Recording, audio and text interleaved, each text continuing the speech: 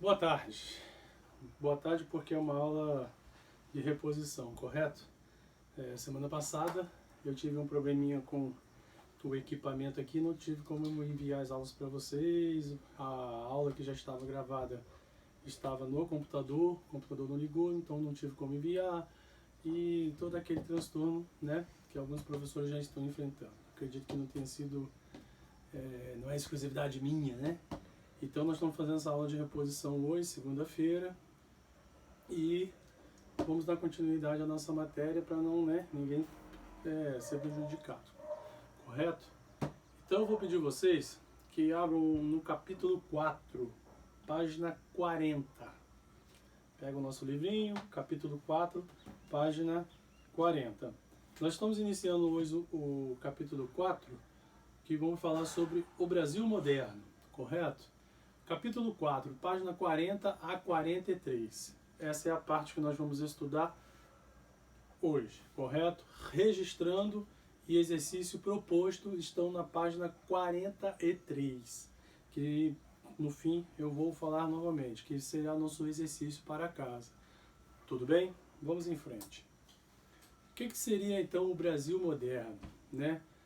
O Brasil moderno, de antemão já vou deixar essa informação aqui para vocês, que é a seguinte. Nós estamos agora em uma fase, né, vocês vão se formar agora no nono ano que vem primeiro, segundo, terceiro ano. Aí vocês já começam a pensar naquela ideia do supletivo, do Enem, para entrar em, né, para fazer alguma, para cursar alguma faculdade. Essa aqui é uma matéria que vocês têm que ter um pouco de atenção e começar a guardar essas informações. Por quê? Porque isso daqui já é certo em cair nesse tipo de que vocês vão meio a disputar, né? O Enem, vestibular e por aí diante. E eu até, de antemão, assim, até alguns concursos públicos tem também esse tipo de assunto.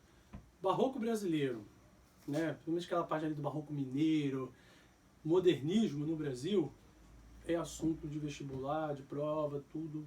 Então, assim, comece a se ficar bem, a interagir bastante, assim, todo tipo de informação, isso é fundamental. Até porque tem uma frase que eu gosto muito, que é: quem não conhece seu passado está condenado a errar, né, no futuro, no presente.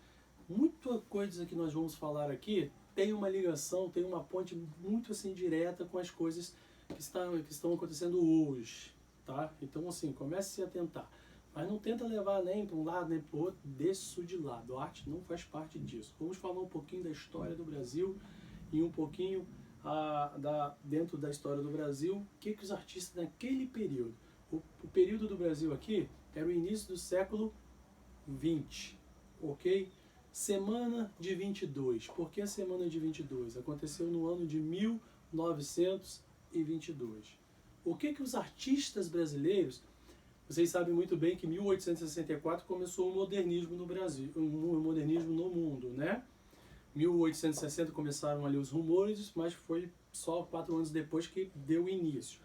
Então ali, 1864 estava o modernismo no mundo.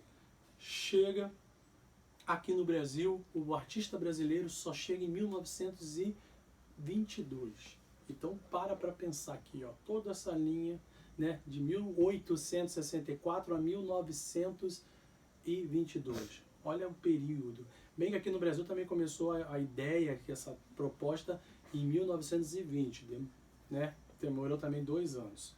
Então aconteceu por influência das tendências estéticas europeias, que acarretaram uma nova percepção da arte no século XX. Isso já nós estudamos. O que é isso? Uma nova percepção do século XX. Modernismo. Modernismo que eu digo no mundo. O Brasil, né, entrou também nessa linha do tempo. Influenciados pelas correntes anti-academicistas, vocês sabem melhor do que ninguém que anti-academicista, isso era a primeira característica do modernista. Eles criaram uma arte legítima e não uma arte academicista. Das novas produções artísticas europeias, engajadas na consolidação de uma nova consciência criativa brasileira. Só que o artista brasileiro, ele, além de procurar uma nova estética, ele também se veio com essa proposta de criar uma arte típica brasileira, entenderam? O manifesto de Oswald de Andrade, até o antropofagismo, né? O primeiro manifesto foi lançado em 1917, para vocês terem ideia. Eu até falei em 1920 que começou, não. 1917, Oswald de Andrade ele lançou esse manifesto antropofágico, e ali os artistas leram aquilo e começaram com essa procurar a entender, a consumir a arte brasileira, né? Não apenas assim fazer uma arte tipicamente brasileira. Não se limitasse a cópias das escolas europeias, como eu acabei de falar, porque era só cópia, cópia, cópia. Eles procuraram o quê? Podemos continuar com uma linha do tempo, uma evolução? Tudo é bagagem. Mas parar um pouco também de copiar as escolas europeias, mas se fosse de comprometida com o estabelecimento de uma arte verdadeiramente nacional. Uma arte verdadeiramente nacional. Isso não significa que o Brasil, os artistas brasileiros, iriam fechar as portas para as tendências que estavam acontecendo lá fora, porque todo mundo está vivendo o modernismo. Porém, o modernismo no Brasil, eles aproveitaram para o quê? Para acrescentar características, questões políticas, sociais, tudo, mas fala tudo sobre o Brasil, ok? Ocorreu no Teatro Municipal de São Paulo, entre os dias 11 a 18 de fevereiro de 1922. Então, São Paulo. Por que São Paulo? Nessa época, São Paulo tinha ele estava assim, um patamar à frente, né, da relação dos artistas. Mas não significa que você, por exemplo, não tinha artistas aqui no Rio de Janeiro que foram para lá e de outros lugares. Tinha artistas, por exemplo, que não eram nem brasileiros, mas estavam participando também. Isso eu não vou estender porque nós vamos ver daqui a pouco sobre os artistas que fizeram parte da Semana de 22. Não é muita informação. O evento reuniu diversas apresentações de dança, música, recital de poesia, exposições de obras. O que é exposição de obras? A pintura e escultura. O artista visual ele estava também ali na galeria, estava fazendo sua exposição. Músicos, por exemplo, Villa-Lobos, né, o grande maestro brasileiro, também estava presente. Escritores, jornalistas, não diretamente, mas indiretamente, meio que participando ali das atividades, porque ele era muito novo. Eu falei nas últimas aulas, o nosso ilustríssimo Oscar Niemeyer também já estava lá envolvido. Aí você para pensar assim, meu Deus do céu, esse homem estava envolvido em tudo, né? Esse era o cartaz da Semana de 22. Esse foi o cartaz que ele foi divulgado. Vale a pena assim também destacar, só para o relato histórico, que a Semana de 22 ela não foi um sucesso de crítica e de público. Não obteve sucesso tanto de crítica como de público. Por quê? A imprensa brasileira, não diferente da de hoje, ela olha as coisas muito assim, superficial. Nada mudou, né? Aí você já vê aquilo que eu estava falando, o que acontecia lá, o que acontece hoje. Uma coisa muito superficial. E o Brasil, a obra de arte estava com aquela tendência academicista.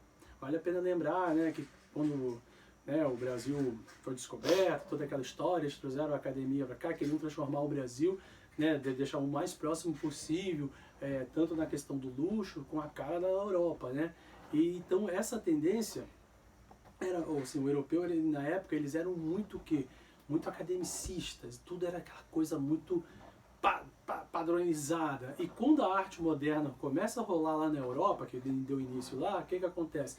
A arte moderna, os artistas da arte moderna europeus também sofreram por isso, passaram por isso. Não seria diferente o Brasil, que nem cultura que eu digo assim, cultura existia, cultura registrada assim, arte, né? Vamos organizar essa bagunça. Cultura tinha aquela cultura popular. Aí os artistas já não estavam produzindo academicismo, que era o top, né? Todo mundo só queria a arte, pensa em academicismo. Aí de repente chega aqueles brasileiros ainda falando, mandando ignorar, deixar de lado tudo academicista e vir com uma nova linguagem, deu ruim, né? Então assim, a imprensa não foi muito a favor. E, na verdade, também a Semana de Arte Moderna, aqui no Brasil, os artistas aproveitaram mais assim, para trocar ideia, né? Por exemplo, você tava lá uma Tarsila do Amaral, ela estava lá visitando para absorver, ao mesmo tempo que um Cândido Portinari, né, que depois vem o Cândido Portinari, já vem até a matéria que nós vamos estudar daqui a pouquinho. Se vocês quiserem dar uma olhadinha, vai lá na página 44, não é a aula de hoje. Os reflexos do modernismo, tá aqui, ó, página 44. Nós vamos falar sobre isso. O que seria o reflexo do modernismo? O que aconteceu no modernismo que deixou para os artistas que vieram depois da Semana de 22, todo esse reflexo? O próprio Oscar Niemeyer mesmo, com essa visão modernista, ele começou o quê? Ganhar reconhecimento na arquitetura e o mundo todo começou a chamar ele, começou a contratar, né, as suas obras, ok? Característica da Semana de Arte Moderna: ausência do formalismo, não preciso nem falar, né? Ruptura com o academicismo e o tradicional também, né? Já falei bastante. Crítica ao modelo parnassiano, experimentações estéticas. Todas essas características eu acabei de explicar aqui para vocês. O que é experimentações estéticas? Por exemplo, pintar com a mão, abstracionismo. Poxa, mas abstrato era, naquela época era, nós estamos falando de 1922. Influência das vanguardas artísticas europeias. Vê se vocês vão lembrar. Futurismo, cubismo, dadaísmo, surrealismo, expressionismo. Pô, professor, isso tudo aí nós estudamos nas últimas aulas. Sim, faz tudo parte de quê? Do modernismo. Então não tem como os artistas brasileiros eles criaram um movimento da Semana de Arte Moderna no Brasil, deram início à arte moderna. Mas o que é a arte moderna? Estava acontecendo no mundo, era futurismo, cubismo, dadaísmo, expressionismo, surrealismo.